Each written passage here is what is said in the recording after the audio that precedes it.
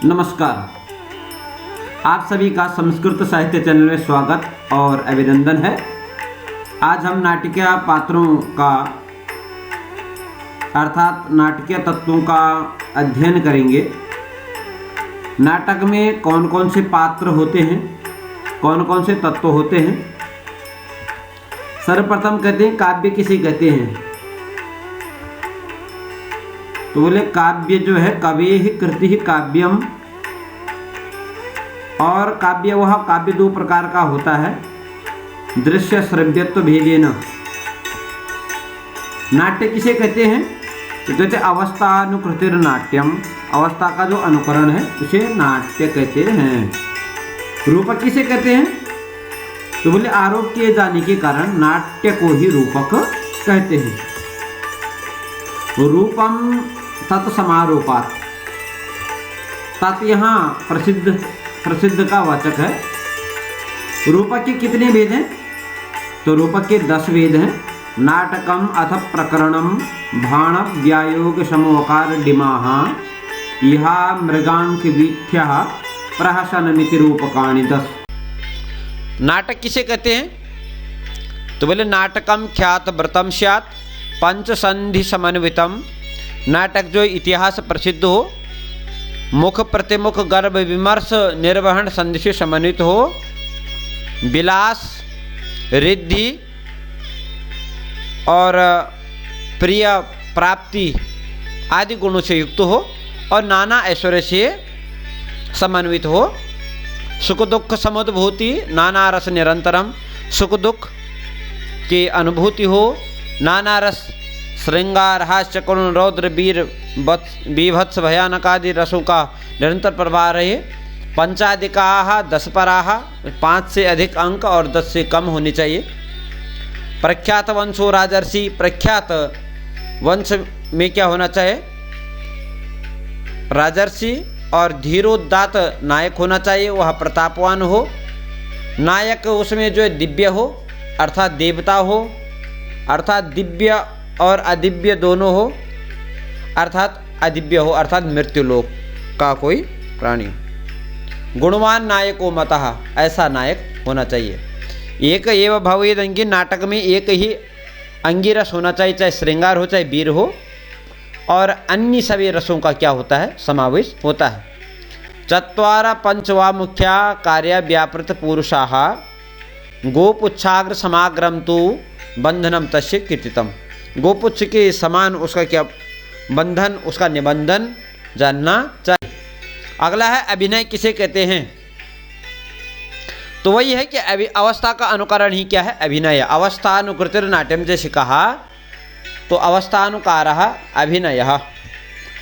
अभिनय कितने प्रकार का होता है, तो अभिनय 4 प्रकार का होता है, आंगिक, वाचिक, आहार्य और सात्विक। उपरूपकों की संख्या कितनी है, 18 है।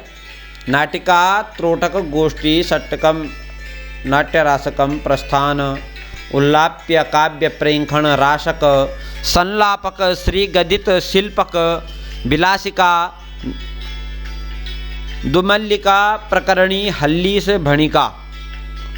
पूर्व रंग किसे कहते हैं, तो बोले यन नाट्य वस्तुनः पूर्वम रंग विघ्नोपशांतये कुशीलवाः प्रकुर्वन्ति पूर्वरंगम से उच्यते।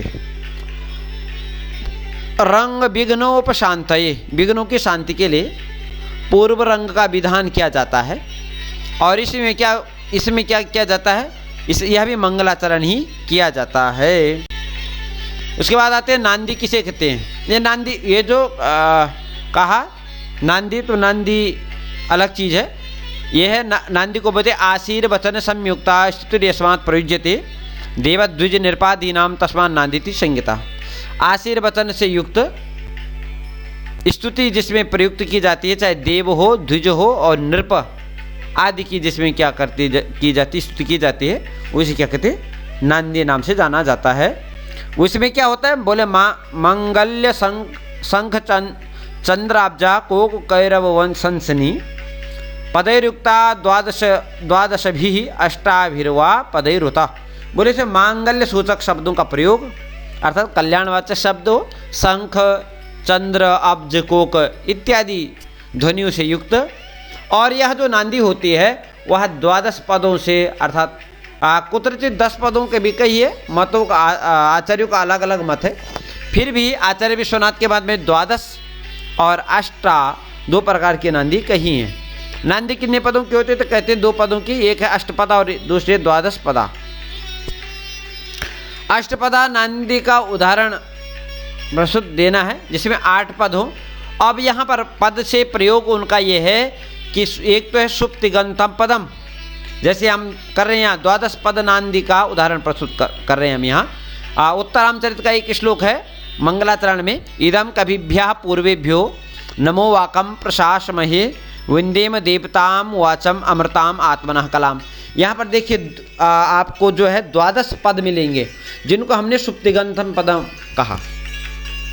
ठीक है, यहाँ देखिए इदम कविभ्यः पूर्वेभ्यः 3 हो गए, नमो वाकम 4, प्र 5, शासमहे 6 हो गए, विंदेम 7, देवताम 8, वाचम 9, अमृताम 10, आत्मनः 11 और कलाम 12।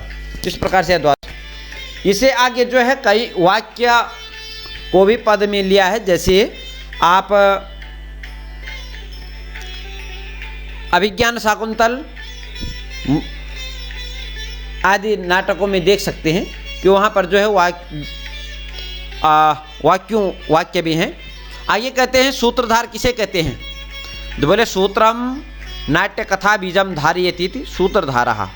जो सूत्र अर्थात नाट्य कथा बीज को धारण करता है, इसमें सूत्र में सूत्रधार कहलाता है। तो कहते हैं नाट्य से यदनुष्ठानम तत्सूत्रम स्यात् सबीजकम और रंग दैवत पूजा कृत सूत्रधार इति स्मृतः। नाटक में कितनी वृत्तियाँ हैं? 4 वृत्तियाँ हैं, भारतीय, सात्वती, आर्भटी और सात्वती। भारतीय वृत्ति किसे कहते हैं? तो बोले भारतीय संस्कृत प्रायो वाग व्यापारो नटाश्रयः। यह संस्कृत वाग व्यापार और जिसका आश्रय कौन लेता? नट लेता है। और इसी क्या बोलते हैं, इसमें क्या होता है, भारतीय वृत्ति में संस्कृत बहुल वाक्य प्रधान होता है। प्रस्तावना या आमुख किसे कहते हैं? तो बोले नटी विदूषको वापि पारिपार्श्विक एव वा सूत्रधारेण समिताः संलापम यत्र कुरुते। बोले नटी व विदूषक, पारिपार्श्विक अर्थात नट हो, सहायक नाटक हो, सूत्रधार के साथ जहाँ पर क्या करते, संलाप आलाप करते हैं, उसे क्या कहते हैं? प्रस्तावना आमुख कहते हैं। और वहाँ पर चित्र वाक्यों के द्वारा, अर्थात ऐसे वाक्यों के द्वारा, चित्र वाक्यों के द्वारा क्या किया जाता है? संवाद किया जाता है। और वह प्रस्तावना कितने प्रकार की होती है? तो वह प्रस्तावना कह रहे हैं कि वह 5 प्रकार की होती है। उद्घात्यक, कथोद्घात, प्रयोगातिशय, प्रवर्तक और अवलगित। कथानक किसे कहते हैं? तो बोले कथानक कितने प्रकार का होता है? तो कथानक अर्थात इतिवृत्त जो है 2 प्रकार का होता है, आधिकारिकम प्रासंगिकम च। वह 2 प्रकार का होता है, आधिकारिक और प्रासंगिक। आधिकारिक कथानक किसे कहते हैं? तो बोले अधिकार फल स्वामी इतिवृत्त, अर्थात कथानक जनित फल का जो स्वामी है उसे क्या करे? आधिकारिक कथानक कहते हैं। जैसे रामायण में। प्रासंगिक कथानक किसे कहते हैं? तो बोले आधिकारिक इतिवृत्त का के पोषण के लिए जो चरित्र होता है उसे क्या कहते हैं? प्रासंगिक कथानक कहते हैं। जैसे रामायण में सुग्रीव का चरित्र है। पताका स्थानक कितने होते हैं? तो बोले 4 होते हैं। अर्थ प्रकृतियाँ कितनी होती हैं? तो ये 5 होते हैं, बीज, बिंदु, पताका, प्रक्रिया और कार्य। आगे कहते हैं बीज किसे कहते हैं? तो बोले अल्पमात्र समुद्दिष्टम बहुधा यद विसर्पति फलस्य प्रथमो हेतु बीजम तदभिधीयते। उसे क्या कहते हैं? बीज कहते हैं। स्वगत अर्थात आत्मगत किसे कहते हैं? तो बोले अश्राव्यम खलु यद वस्तु तद इह स्वगतम मतम। जो भी पात्र मन ही मन उसको किसी बात को कहता है उसको कहते हैं स्वगत, जो दूसरे को ना सुनाई दे, अर्थात अश्राव्यम खलु यद वस्तु, जो बात बाहर न सुनाई दे। प्रकाशम इसे नाटक में किसे कहते हैं? तो बोले सर्वश्राव्यम प्रकाशम स्यात्, जिसे सभी लोग, जिस वार्ता को सभी लोग सुनते हैं उसे प्रकाश कहते हैं। कज्जुकी किसे कहते हैं? तो कहते हैं अंतः पुरचरो वृद्धो विप्रो गुणगणान्वितः सर्व कार्यार्थ कुशलः कांचुकित्य विधीयते। नाटक में अपवारित किसे कहते हैं? तो बोले रहस्यम चेदन्यस्य परावृत्य प्रकाश्यते तद भवेत अपवारितम। अब सबसे पहले आते धीरोदात्त नायक किसे कहते हैं? तो बोले अभिकथन क्षमावान अति गंभीरो महासत्वः स्तेयान निगूढ़मानो धीरोदातो दृढ़व्रत कथितः। नायक का लक्षण क्या है? तो बोले स्थायी कृति कुलीनः सुश्रिको रूप यौवनोत्साही दक्षोनुरक्त लोकस तेजो वैदग्ध्यशीलवान नेता अर्थात नायकः। धीरोद्धत नायक किसे कहते हैं? तो बोले माया परः प्रचंडः चपलो अहंकार दर्प भूयिष्ठः आत्मश्लाघा निरतो धीरे धीरोद्धतः कथितः। प्रकरण किसे कहते हैं? तो भवेत प्रकरणी वृत्तम लौकिकम कविकल्पितम। प्रकरण जो होता है उसमें कथानक कविकल्पित होता है और उसमें क्या होता है? श्रृंगार अंगिरस होता है और उसका नायक कोई विप्र अर्थात कोई मंत्री अर्थात कोई व्यापारी होता है। भाण किसे कहते हैं? तो बोले भाणस्यात् धूर्त चरितः नाना अवस्थान्तरात्मकः।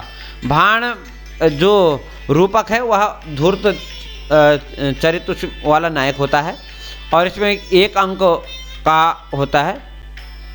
व्याय किसे कहते हैं? तो कह रहे हैं कि ख्यातेति वृत्तो व्यायोगः स्वल्प स्त्रीजन संयुतः हीनो गर्भ विमर्शाभ्याम नरे बहुभिराश्रितः। समवकार किसे कहते हैं? करें वृतम समवकारी तो ख्यातम देवासुराश्रयम। व्यायोग भी और समवकार दोनों ही जो ख्यात वृत्तांत प्रसिद्ध कथानक होता है, इतिहास पुराण जो भी होता है उसको जानना चाहिए। संधयो निर्विमर्शास्तु त्रयो अंकात्रय तत्र चादि में, और संधियों में विमर्श नहीं होता है, 3 अंकों आदि में प्रारंभ में होते हैं। डिम किसे कहते हैं? तो मायेन्द्र जालः संग्राम क्रोधो भांतादि चेष्टतै उपरागेश भूयिष्टो डिमाख्याते कहा। आय करे यह मृग किसे कहते हैं? तो बोले यह मृगो मिश्र वृत्तः चतुरांकः प्रकीर्तितः मुख प्रतिमुखे संधि तत्र निर्वहणम तथा। अंक किसे कहते हैं? तो बोले उत्सृष्टिकांक एकांको नेतारः प्राकृता नराः और रसोत्र करुणस्थायी बहुस्त्री परिदेवितम। यहाँ जो उत्सृष्टिकांक, इसको अंक तो कहते हैं परंतु इसको उत्सृष्टिकांक कहते हैं। एक अंक का होता है और इसमें क्या होता है? नेतारः प्राकृता नराः। और इसमें क्या है? जो नायक होता है इसमें प्राकृत होते हैं, सारी चीज़ें बोलने होते हैं, और रस यहाँ पर करुण स्थायी बहु स्त्री परिदेवितम, बहुत सी स्त्रियों में समन्वित होता है। वीति किसे कहते हैं? तो वीथ्यामेको भवेदंकः कश्चिदेकोत्र कल्प्यते आकाश भाषिते रुक्ते चित्राम प्रत्युक्तिमाश्रितः।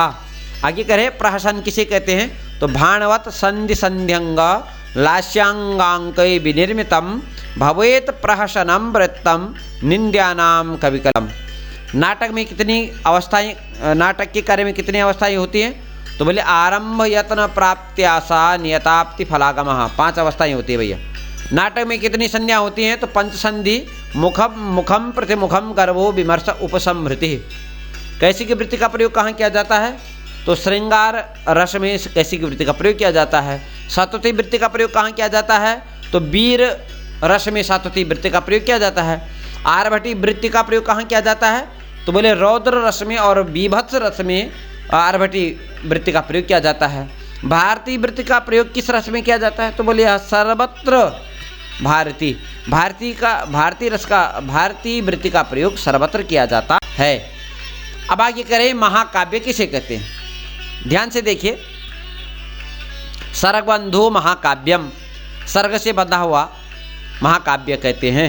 सर्गबंधु महाकाव्यम तत्रैको नायकः सुरः सद्वंशः क्षत्रियो वापि धीरोदात्त गुणान्वितः एक वंश भवा भूपाः कुलजा बहवोपि वा श्रृंगारवीर शांतानाम एको अंगीरसिष्यति। अंगानि सर्वेपि रसाः सर्वे नाटकसन्धयः इतिहासोद्भवं वृत्तम् अन्यद्वा सज्जनाश्रयं चत्वारः तस्य वर्गाः स्युः तेष्वेकं च फलं भवेत् आदौ नमस्क्रियाशीर्वा वस्तु निर्देश एव वा क्वचिन्निंदा खलादीनां शतां च गुणकीर्तनम एक वृत्तमय पद्ये रवशानी अन्य वृत्तक। कह रहे हैं सर्ग में बंधा हुआ काव्य महाकाव्य कहलाता है। नायक कोई देवता, जैसे नायक कोई देवता होता है, वह क्षत्रिय वंश में अर्थात विशेष वंश में उत्पन्न होने वाला होता है। धीरोदात्त गुणों से समन्वित होता है। महाकाव्य में श्रृंगार, वीर और शांत तीनों में से कोई एक अंग हो सकता है और नाटक की सभी संज्ञा होती हैं। कथानक इतिहास का ये तो ख्यातवृत्त होता है अथवा किसी सज्जन व्यक्ति पर आश्रित होता है। उसमें 4 वर्ग होते हैं और धर्म अर्थ काम मोक्ष 4 फलों में से किसी एक फल की प्राप्ति उसको करानी होती है। और महाकाव्य के आदि में नमस्क्रियात्मक, नमस्कारात्मक, आशीर्वादात्मक, वस्तु निर्देशात्मक तीनों में से कोई एक मंगलाचरण होता है। और महाकाव्य में कहीं दुष्टों की निंदा होती है, निंदा की जाती है और गुणों सज्जनों के गुणों का गायन किया जाता है। प्रत्येक सर्ग में एक वृत्तमय होता है और पद्य सर्ग के अंत में पद्य बदल जाता है। नाति स्वल्पा नाति दीर्घा, सर्ग जो है न तो छोटे होने चाहिए न दीर्घ हो जाए। अष्टाधिका सर्गाः इह, और 8 सर्गों से अधिक ज़्यादा होनी चाहिए। नाना वृत्तमय पापी सर्गा कश्चन दृश्यते, और किसी में नाना प्रकार के वृत्तों का भी समावेश करना चाहिए। सर्गान्ते भावी सर्गस्य कथाया सूचनम, और सर्ग के अंत में आने वाली सर्ग की कथा का विवेचन भी करना चाहिए। संध्या सूर्य इंदु रजनी प्रदोष दोहंत वासराः, प्रातर मध्याह्न शैल मृगया शैल ऋतु वन सागराः, संभोग विप्रलंभौ च मुनिस्वर्गपुरद्धुराः, रण प्रयाणोपमय मंत्र पुत्रोदयादयः, वर्णनीया यथा युगम सांगोपांगा अमी यह। कह रहे हैं बोले जो है प्रातर मध्याह्न शैल ऋतु वन सागर संभोग विप्रलंभ मुनि स्वर्ग पुरध्वर अध्वर, इसमें यज्ञ भी आता है। रण प्रयाण उपयम मंत्र पुत्र वर्णनीय, उनका सांगोपान विवेचन करना चाहिए। कवि वृतस्य वा नामना नायकस्येतरस्य वा नामना सर्गोपादेय कथया सर्ग नाम तो इनसे समन्वित क्या होता है, सर्गबंध क्या होता है, महाकाव्य का लक्षण कहलाता है। अस्तु, धन्यवाद, नमस्कार।